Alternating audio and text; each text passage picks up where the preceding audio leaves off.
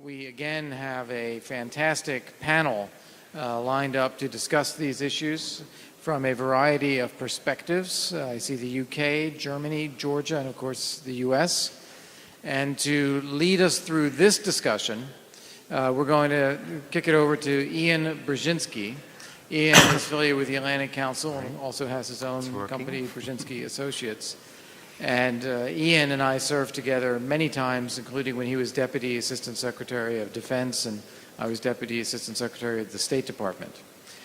So once this concludes, we're going to bring Rose Gottemuller, the Deputy Secretary General of NATO, up on the screens. Ian's going to moderate the dialogue with her as well right at the end of this, and then we'll be wrapping up for the day. And then we'll see you all at the dinner, which will be gathering in the courtyard at 8 p.m. So without any, and I need to mention to you that our friend and colleague, former McCain Institute Senior Director for Human Rights and Democracy, David Kramer, can't be here today because of Hurricane Irma. So he was stuck in Florida. But we do have some copies of his book on Russia, which is dealing with Putin's regime, the very topic of this panel. We're sorry David is not here, but we're very grateful to Ian for stepping in to moderate, and I'll pass it over to Ian. So thank you. Thank you, Kurt. To fill David Kramer's shoes is an impossible thing, but I will do my best. Our topic is addressing the challenge of Putin's Russia. And of course, Russia is a theme that has permeated nearly all our discussions over the last couple of days. Here are our talks on the dynamics driving and exploiting populism on both sides of the Atlantic, energy security, U.S. foreign policy, Georgian security, future of Atlanticism. And from my point of view, Russia presents a dangerous combination of internal demographic and economic strains and volatility, reanimated and operationalized revanchist ambitions, Georgia is living that, and ominously growing military power. And in fact, tomorrow we'll see the kickoff of Zapad 2017, which could be a full display of Russia's modernized military capabilities. And if it's as large, as some are projecting, it's clearly going to have the credibility of NATO's enhanced forward presence in its crosshairs. So Georgia lives with this threat every day. It grapples with it not only with Russia's occupation of its territories, but this ongoing process of borderization, territorial encroachment. In fact, some of the latest iterations of that occurred right around Vice President Pence's visit. To discuss these challenges and how to best mitigate and overcome them, we've got a great panel. Stefan Meister, right here to my right, is from the German Council on Foreign Relations. He just published a book last year, The Eastern Question, Russia, the West, and Europe's Gray Zone. Ambassador Salome Samadashvili, an accomplished diplomat and now a member of Georgian Parliament from the United National Movement. Chris Walker, the Vice President for Studies and Analysis at the National Endowment for Democracy in Washington. And Sir Andrew Wood, an accomplished diplomat now at the as an associate fellow at Chatham House, who also served as ambassador to Moscow. So I'm going to start with Stefan to kind of provide a kind of an initial assessment of where of Russia. Stefan, what are Russia's strengths and weaknesses that are the foundation of this revanchist policies it's pursuing? And are we in the West really effectively countering the strengths and exploiting and leveraging the weaknesses? Thank you very much. Thank you very much for inviting me to this conference. It's always a pleasure to be in Georgia and meet here the Georgian friends, and especially in this framework, I really thank you very much for having the opportunity to speak and discuss with you, even if it's the last panel after a very, very long day. So let's just start like Dan Fried with a quote of Otto von Bismarck on Russia, I think, which describes very well also today's Russia, when he said, Russia is not as strong nor as weak than it looks like. And I think that exactly describes Putin's Russia, but it describes also the limits of Western policy towards Russia. So my first point is we made Putin's Russia weaker than it is, underestimated its ability to act. We declared, or the US president, the former US president declared it as a secondary power and provoked a reaction. We did not react after the Russian-Georgian war and prepared the road to the annexation of Crimea. We underestimated the ability of the Putin regime to modernize its army, the operationality of its army. And we have to understand that Russian leadership will always invest more than the US and the EU to hold post-Soviet countries under control. I think this is also something what Russian leaders know. We too little recognized Russia's ability to influence our societies and destruct Western policy. We ignored that Russian elites calculate cost-benefit different than Western rational, economic-driven elites, and especially having in mind that Russia is a former empire and behaves also like a former empire. My second point is we still make Putin's Russia stronger than it is. The partly withdrawal of the US from the Middle East, its policy in Syria and the Iraq opened leeway for the Kremlin to fill the gap. There were talks about a red line, but there was no serious red line under the former administration. Moscow is suddenly not stronger, but it is playing our weaknesses. We open room for maneuver and question ourselves. We are losing the trust in ourselves, undermining liberal principles and values by the lack of action and room for maneuver for populists. This is nothing Moscow has created. It's just using the opportunity we open at a time where its own attractiveness is decreasing. Russian leadership does not offer any social or economic alternative model. And that's why I would say Russia's current strength, which is recognized also by the West, I think, which is also a problem, is our weakness. And we make it stronger in recognizing this. Looking to disinformation, I would even argue that what Russia can do has more impact than Russia really can do. So I think again we make it also stronger in what we think what kind of strength it has. So that brings me to the third point. What can we do under these circumstances? I think the first point is the classical answer. Containment and deterrence is one part of the answer to raise the costs of any military provocation and intervention. But it needs to be bring in line with strengthening arms control, strengthening the regimes and institutions of arms control, preventing accidents on our borders. The second point is, even if we have very limited access, a long-term investment in Russian civil society is crucial. And I think the second point in this context is also more ownership for reform-oriented Eastern Partnership countries like Ukraine and Moldova. So do more in supporting reforms of these countries, developing really long-term plans and supporting those parts of their societies which really want to reform the countries. The third point is, and I think that's the main point because this is about ourselves and this is what we can influence most, is to do our homework. This is something we can influence and it has impact on Russian policy. I think we have to bear in mind Russian politics is always a reaction to what the West is doing. With our action, non-action, being principle or not principle, we can influence Putin's Russia. This is the framework where he acts. Pivot to Asia was not a rational choice to diversify Russian economy, but it was a reaction to the US policy and to the sanctions of the West.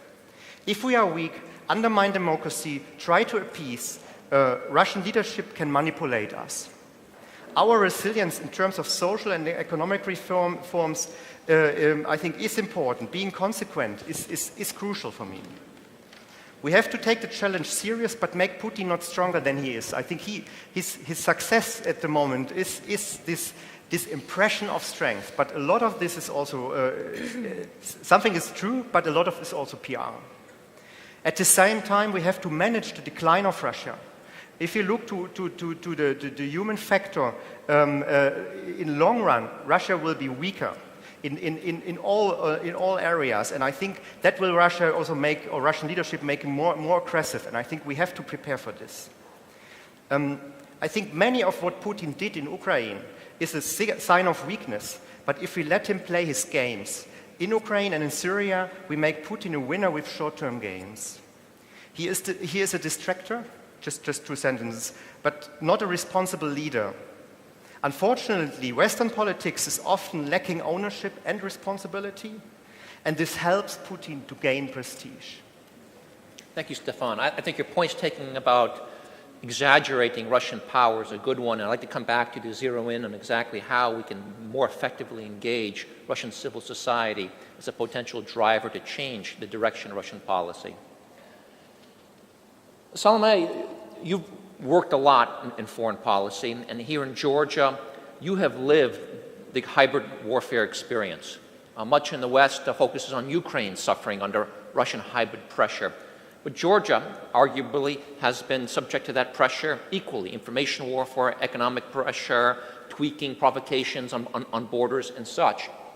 Can you share with us how you assess the West's response to this dimension of Putin's approach or aggression towards the West, and what can we do to be more effective in countering it? Yes. Well, thank you very much, and thank you for organizing this very important discussion. I would first start with setting our discussion in the historical context in which it is happening, because I, with respect, disagree with the assessment that Russian policy is always response to what the West is doing in this region. Actually, what we are living through right now, I think, is the pretty much the continuation of the unsettled business of the Cold War. Just like the Second World War was the continuation of the First World War and settling the business of the First World War, today, Georgia-Russia conflict, Russia-Ukraine conflict is very much an attempt of Putin to impose on the West his own terms of the settlement of the Cold War, which he obviously does not consider to be right. So kind of, going back and looking at where the policy of the West went gray and wrong, and why we are today where we are, I think that we have to start from that point, that there was a misconception really in the West, which I have observed in the United States, based in Washington in the 90s, as well as based in Brussels for the last decade, where the West very much was reminding me of the man who was courting a woman who clearly has decided to join the monastery and become a nun and had no intention to get married. And therefore, there was this misconception of how this relationship could work out. This has led to where we are today. This has led to the fact that, first of all, the West has failed to engage meaningfully in Georgia and in Ukraine before the conflicts broke out, and failed to introduce the sanctions following the war in my country. I remember very well when in 2008, Russian aggression against Georgia was kind of written off as the miscalculation and disproportional response by the Russian government, and our warning that Crimea would be the next target of Russia was written off as a really gibberish of the lunatics and not given the policy consideration. I think that back then in 2008, it would be also equally hard to imagine that Chancellor Merkel in the elections in 2016 would put on her agenda the goal of countering the Russian influence in German elections, or that the US Congress would set up the investigation to look into the meddling of the Russians in the US politics. So what I want to say is that we have wasted very valuable time from 2008, when Russian aggression sent a very clear message, to today, and we shouldn't repeat this mistake today. I think that we are better off today than we were in terms of identifying the challenges that Russia presents today to the democratic world and especially this region. We know much more today about the means that Russia, of the information war and hybrid warfare war that Russia is fighting, and I think that maybe the discussion of these methods is not that interesting for the audience, because I think Gerasimov doctrine, which described really Russia's tools and which was available out there for consideration today, is well known to every policymaker. But to say a few words about what policy decisions should we be driving in the West in order to avoid the same mistakes and to build the security in this region and to build the European security, first of all, because I do not believe that without building secure neighborhood, the European and NATO countries can ever avoid spillover effects of the instability in the region. I think, first of all, we need to very clearly finish the agenda for the integration of our countries in the NATO and the European Union. And this is exactly where Russia's hybrid warfare strategy comes in order to really take these countries away from their European vocation and their future in the NATO. I have heard today in this room a great deal of praise for today's Georgia's democracy, talk about the success of Georgia as the example of democratic transition in the country. And while I agree that in the region the situation is not really very encouraging, I would also be fearful to create artificially the success story of the Georgian democracy, which clearly is not where we want it to be today. If we look at the Eastern Partnership countries, Ukraine, Georgia, Moldova, they have turned into the oligarchic political regimes, which by definition excludes the possibility of the democratic development.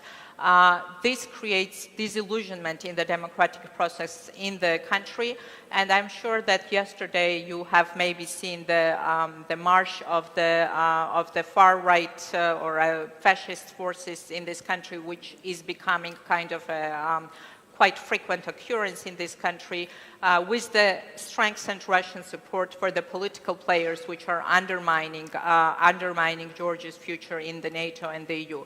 So that was part of the strategies that Russia is pursuing in Georgia: increased propaganda operations, increased support for the political players, and it would be extremely unfortunate if the West, driven today with the migrant crisis in Europe, would write off this region as the major challenge to its security, because we have seen what this has caused to Europe over the last decade. Great. Thank you, Ambassador. I have to say, I share your sentiment that the last decade, so to speak, has been a missed opportunity. In fact, I think it's been worse. I think the failure of the West to really fully embrace Ukraine's, Georgia's aspirations to join the West created a perception of vacuum in which Putin saw an opportunity and acted.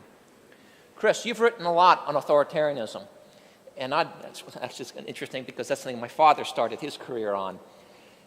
And he thought long and hard about how authoritarianism could be attacked and undercut as a way to break up the Soviet Union. Turning to you and your study of Putin, when you saw and observed Putin's rise in the Russian structures, his attainment of the presidency and his consolidation of the power, what lessons did he learn from that experience that he's brought into his foreign policy, both in terms of the shaping of Russian objectives, but also Russian tactics? Well, thanks very much, Ian, for the question. I think the implications and special challenges posed by the deepening authoritarianism in Russia that Putin has crafted during his term there, at the same time we have a period of hyper-globalization, has really been underestimated by the democracies. And what I mean by that is, if you look at the period of at least the last decade, but I think it's a bit longer than that, the tools of repression have been modernized within Russia. A very good example is in the digital sphere. I think this was grossly underestimated by observers until very recently. This was with the wake-up call of the annexation in Crimea, which was really an information war more than anything else. This was a reflection of the way in which the Russian authorities are able to subvert their own civil society and their own political opposition and their own business sector using modern tools of repression and manipulation. In this era where we have integration with all sorts of countries, democracies, autocracies alike, in the media sphere, as we've learned in the political sphere, Russia has been able to adapt, retool, and apply, I believe, many of the techniques they've developed at home. Surely some of what they're doing is based on the Soviet methodology and the sort of techniques they would use then, but I think it's a bit different today because the ubiquity, the intimacy, the speed with which digital tools can be used gives a very different, I would argue, almost qualitative opportunity, which we're reading about every day today. Every day you read about the way in which, I think Dan Fried said, the Russians were able to operationalize their efforts within the democracies. And I think if you look at our major tech platforms, first and foremost Facebook, Russia clearly was able to get in to those platforms for political advantage. And I think this is something that we're reckoning with now, but we're behind the curve and we're playing catch up. And I would conclude with this, and I have some thoughts on some of the things we could do to respond to this. But I think it's a reminder that as much as the zeitgeist suggests we can hunker down and be insular, in this environment where highly capable, highly ambitious, highly resourced regimes like the one in Moscow, like the one in Beijing, which is arguably operating on a much more sophisticated level in the sorts of issues I described, we don't have the luxury of hunkering down and closing our doors. We have to both defend and inoculate ourselves from the insinuations of these toxic outside powers, but it's also a reminder that our freedom is dependent on the openness and freedom of other countries. And in this case, Russia, and Tom Melia mentioned this in a different but I think related context, is an incubator of insecurity as our natural allies in Central Europe, Southeastern Europe, all over Russia's periphery and in North America are discovering with ever greater acuteness. And I think this is something that we have to come to terms with and recognize that only meaningful internationalism can contest this. Thank you. You know, the three conversations we just had, three presentations we just had, reminded me very much of how much emphasis during the Cold War the West put on supporting civil societies and political movements in the Soviet Union and Russia. It was an onslaught. It was a $3 billion USIA budget. It was constant exchanges with students, universities, even medical, joint research and such, covert support to political movements. I look at that and then I compare it to what we're doing today and I just don't see a match.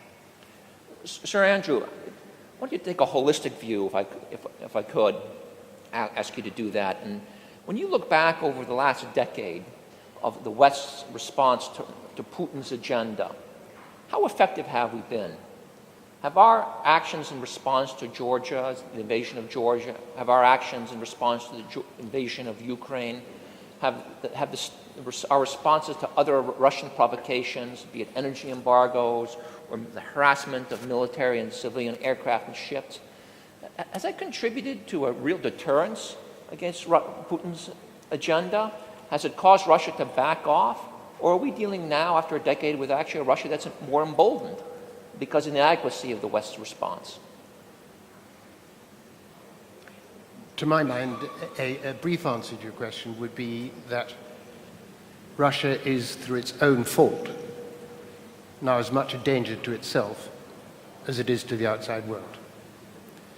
I believe that if we've made a mistake in general, we paid too little attention to the internal development and impetus within the Russian regime, and we've been perhaps too ready to accept that the idea that prevailed in the period 48 roughly through to say 90 or something like that, that there were two powers in the world and it was neatly divided and one was opposing the other, which is very much a Russian way of looking at things, that it was correct.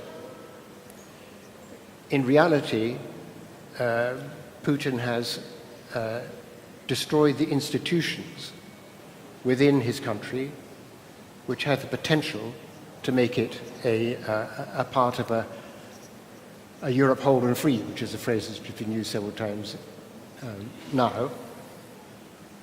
And we're attempting to envisage a Europe whole and free without Russia, which is not in the end a correct way of looking at things. The previous speakers have certainly emphasized the mistake we made about Georgia.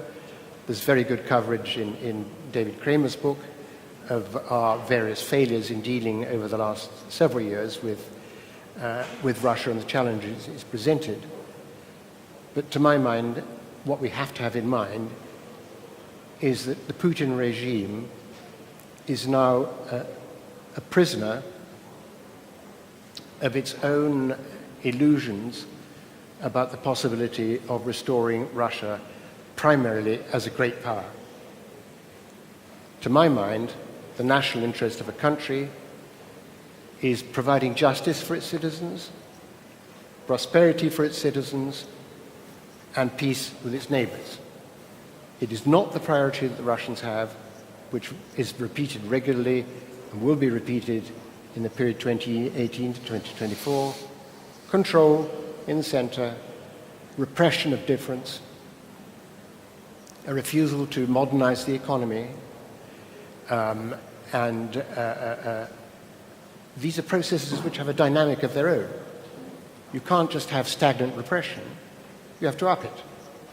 You can't have stagnant intimidation of other countries. That too has to be reinforced from time to time.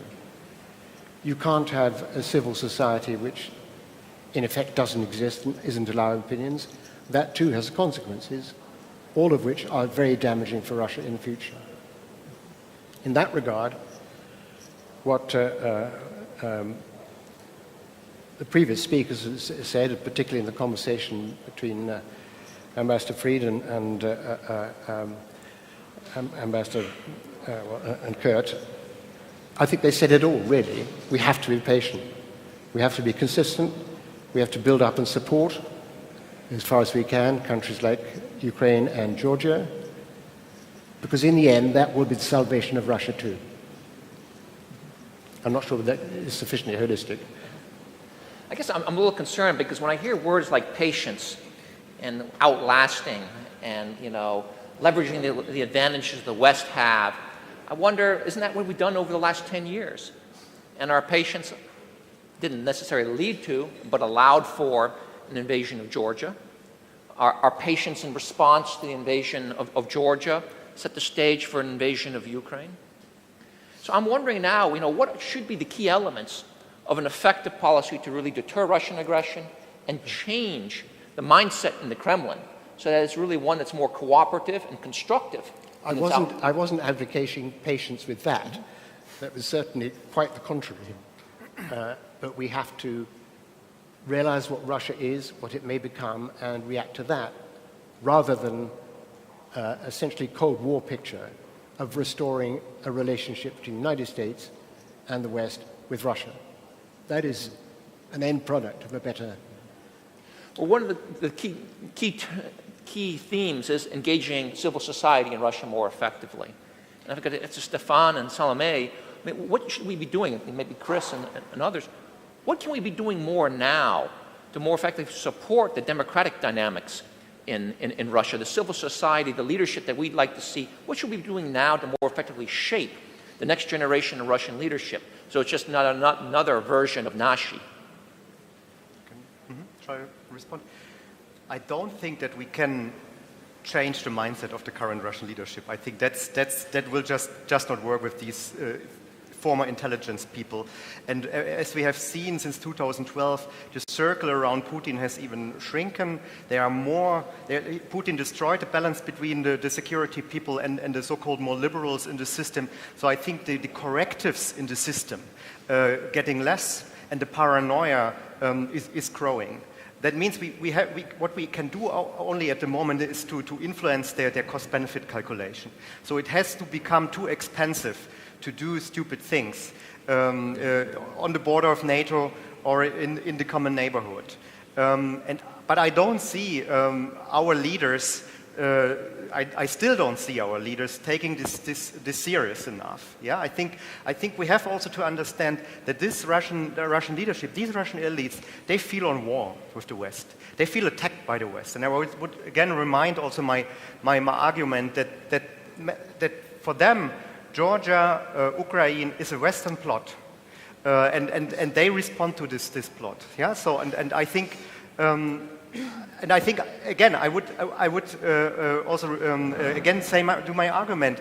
The things how we behave, where we set really serious red lines, where we really have deterrence, yeah, and have a tough reaction. This will create a reaction by the regime. If we are weak, if there are not really red lines. They will just test us. They will test us all the time, will test our response.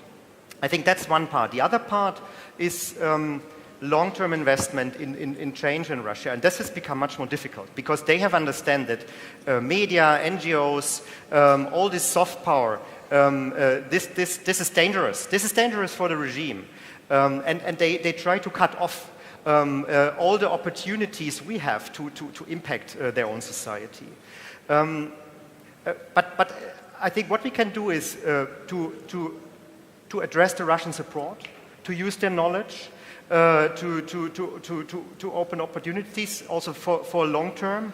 If there will be a change inside, and there will be a change because, as also you said, this is not a reliable policy, what we observe at the moment in Russia. All the indicators, the social indicators are going down, and they will have even a deficit to fill their army in 10 or 15 years, also with demographic development and other issues. So I think, and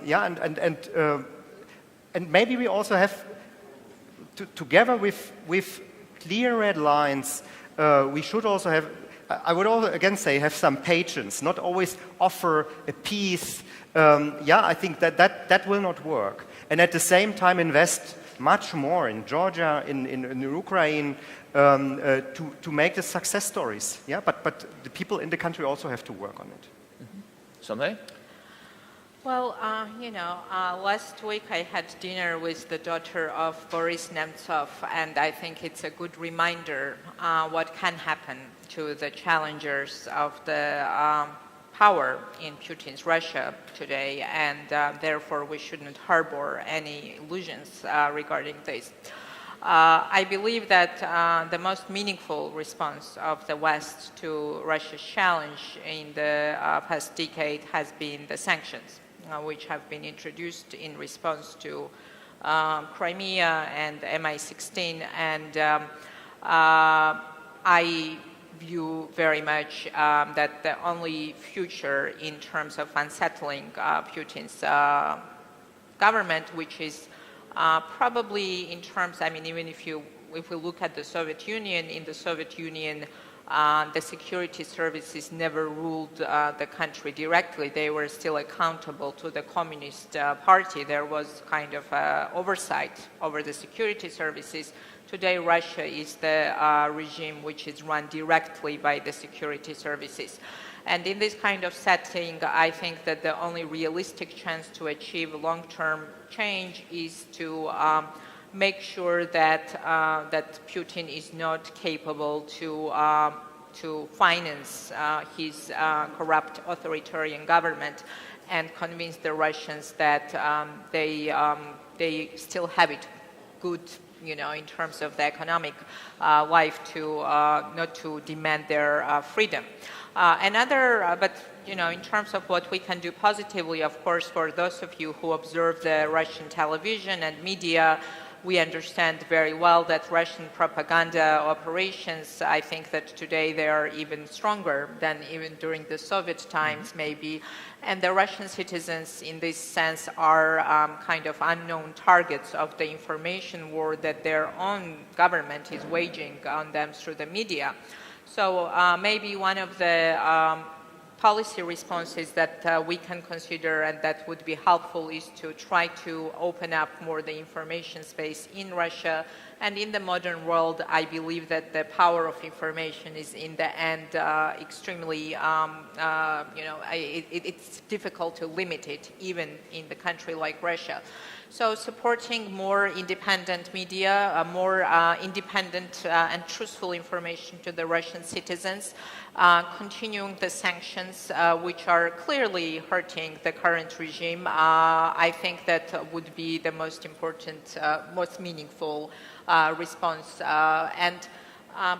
I guess also what I could say from my own experience is that maybe we should try to build more people-to-people contacts with the Russians, and especially the young generation of the Russians, and bring them out of,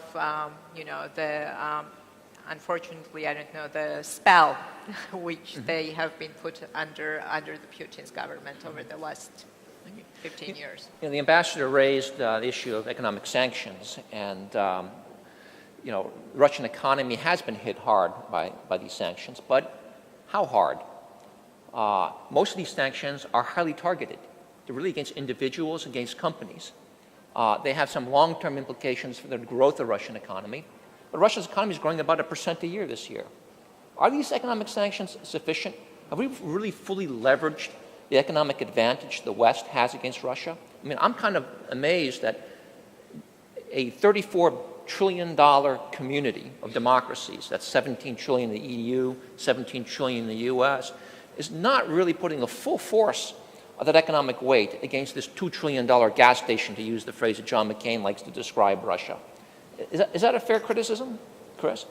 Well, I think they're withstanding them at some level. Certainly they're exerting pain, but I think if you look at the most recent period, others have suggested this, you've seen a fairly emboldened Russia. Can't forget, even going back a ways, cyber attack on Estonia, invasion of Georgia, Crimea, eastern Ukraine, Syria. That's a pretty long thread for a contained power. So that's one observation. But I'd like to make one other point, which is I think one of the real tragedies that will become clearer with time is how the current authorities in Russia have actually stolen the country's future. And this is related in part to economic, environmental degradation, this deeply seated kleptocracy that has grown its roots in the country, but also by crushing alternative elites. And this is relevant to the country's future, to the natural partners of the West. They've been very diligent, unlike the Soviet period, when they have capable people who aren't friendly to their interests, they can shoo them out of the country. And they do that with great zeal today. This is a real problem. I think part of what we need to do is to be, we have to certainly be patient, but I think steadfast in our commitment to people in the country that want to see a better Russia. I agree entirely that we need to be much more serious about how we get independent media and information into the country. I'd also really emphasize something that we've lacked, I think, across the spectrum of political leaders in the democracies, which is being vocal and clear about the distinctions between our systems and the authoritarians. I thought when President Macron took the step standing next to Vladimir Putin to tell him what RT was and wasn't, that was very important. I think if this were to happen on a systematic basis, it would send signals from the very top of the democracies through the bureaucracies, as well as to the public to have a sharper understanding of the differences between these systems, the ambitions of the authoritarians. And one final point, it's relevant to the kind of marshaling of media tools for nefarious purposes, but in the same family of activities that Russia has undertaken, often in partnership with Kazakhstan and Azerbaijan, it's to target the democracy and human rights functions of key rules-based institutions. The Organization for Security and Cooperation is at the top of the list, but it's not limited to that institution. We see it in the Council of Europe as well, reinvigorating the defense of those institutions, and in particular, the democracy, the ODIHR, the OSCE, and relevant bodies. This is within our reach. It's a question of political will, I would suggest. It simply hasn't been done in a serious enough way over the last decade. Thank you. Great. Ambassador, you want to add? I would certainly agree with everything that's been said. My reference to time was because I believe that the next presidency, which presumably will be Putin, but even if it's a sort of copy of Putin, will be very dangerous and difficult for them. The succession question is vital and essentially insoluble. He's presenting an agenda of no change. No change means greater decay. That too will have an effect on people's suppositions. I know that a great number of Russians are seduced and excited by the idea that somehow the power that they believe Russia used to have will be restored and that the world will respect them and all that stuff. It's quite seductive. But A, it isn't true, and B, it's just is secondary compared to their prospects for increasing standard of living, their prospects for making a good range of goods which will sell elsewhere, their prospects for being treated by their own organs which ought to be there to enforce law and order properly. All of those are going to get worse, not better. So that the internal cohesion of the regime will, I think, diminish. It's already notable that if you look at the vertical of power, theoretically it's good. But in practice, it's a pretty fragile object. Ruled by the security organs is uncoordinated. A lot of it consists in robbing of the population. It's been further attenuated or made more complex by the militarization of Russia. You don't actually know in Russia who's taken what decision, on what basis, or who is ultimately responsible for it. You rightly mentioned the killing of Boris Yefimovich, and that was a flagrant example of the use of direct killing for which no one is responsible. It's also useful to remember that the great power agenda is one which appeals to ethnic Russians. It does not appeal to all the inhabitants of Russia today. The foreign environment for them is going to get more and more complicated.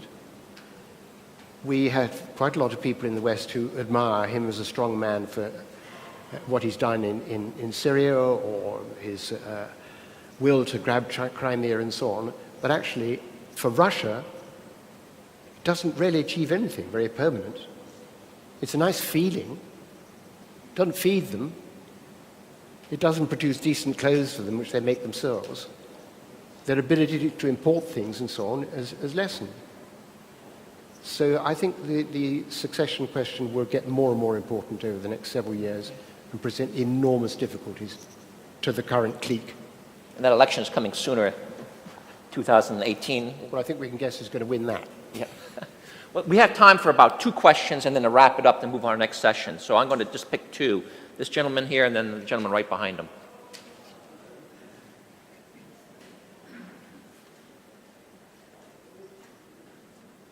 And if you could, just give your name and be real brief because we're real tight on time. Yes, I'll try to be very brief. Very brief. My question is to Stefan, Meister, old friend and colleague. Stefan, I'm puzzled, actually. When exactly in history the appeasement worked and not doing anything against the aggressor? Can you just bring example from recent history when doing nothing, not responding to aggressor, did the job? And well, I'm sorry, but it sounds like Chamberlainian peace in our time logic. and we all know how it ended. And about decline, of Russian decline. Russia has been on decline since Bolsheviks took power, except maybe a little period of 70s when prices on oil skyrocketed.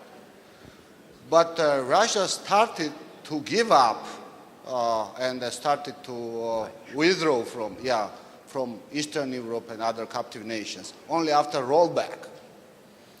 And just. I think you're clear on that point. And gentlemen.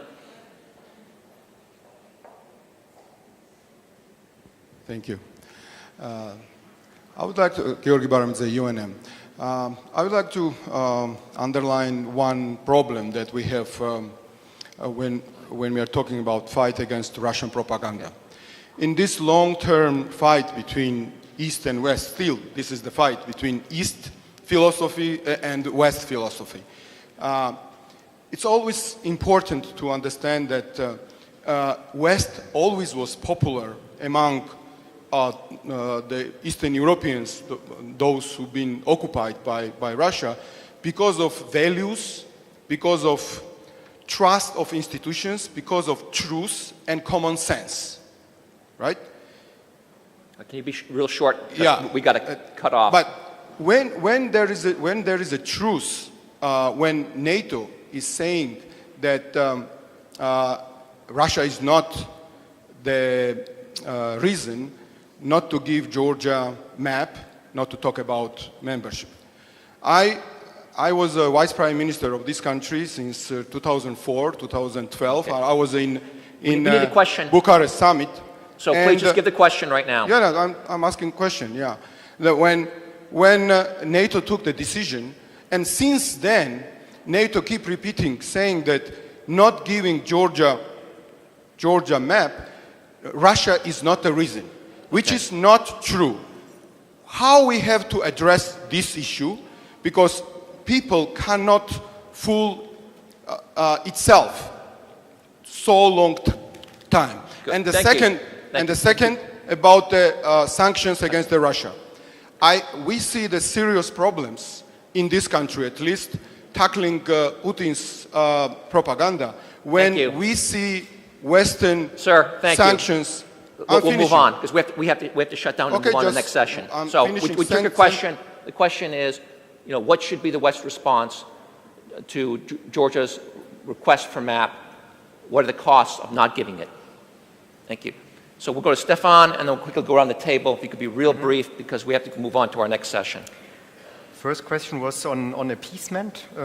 I think I never said that appeasement is the right policy towards Russia. It will never work. With the regime, my argument was that we have to set clear red lines, that we should not offer all the time compromises, not offer all the time new ideas how to improve the relations, but sometimes just let the Russians do something. That's I think that's a problem of the Western policy, and also sometimes maybe of the German policy or EU policy, that we always want to improve the situation in offering something, and the Russians only have to wait. Yeah, and I think that's not an approach which has been worked in the past. So setting clear red lines, having deterrence, but not compromising all the time. And I think that's not appeasement. Yeah, appeasement is weakness from a Russian perspective. I think we both agree on this. We have discussed this several times. I think they have to understand where the red lines are drawn. Okay, Salome. Okay, just very briefly, to end with the policy advice from my side. I think that's what we are here for the region. Finish the unfinished business of the NATO membership and create the security umbrella for these countries to join the European Union. They will never manage to advance towards the EU without the NATO security umbrella. Continue supporting and strengthening sanctions against Russia, and continue supporting deep and real democracy in the Eastern Partnership countries.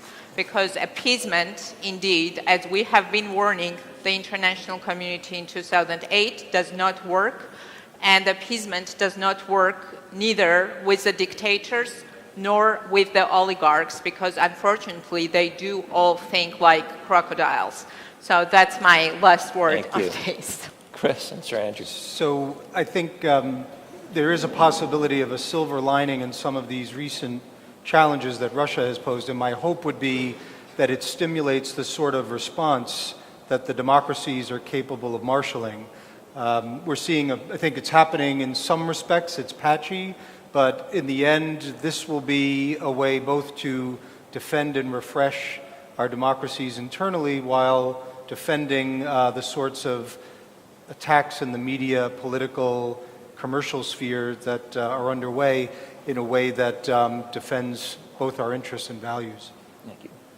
Sir Andrew? On the map question, it's not going to be often in practice. So I think it's probably not a thing to push at the moment, though it is in principle desirable. It's vulnerable to how we would execute the obligations.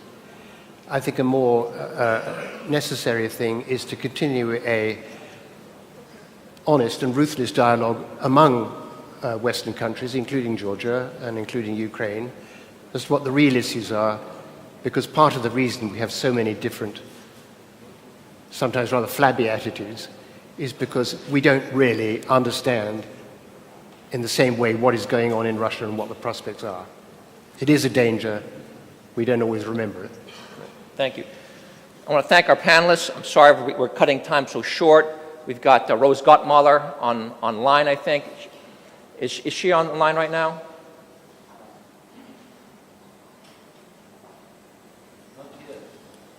Well, then maybe we should let our panelists, release our panelists so they can be free. Thank you.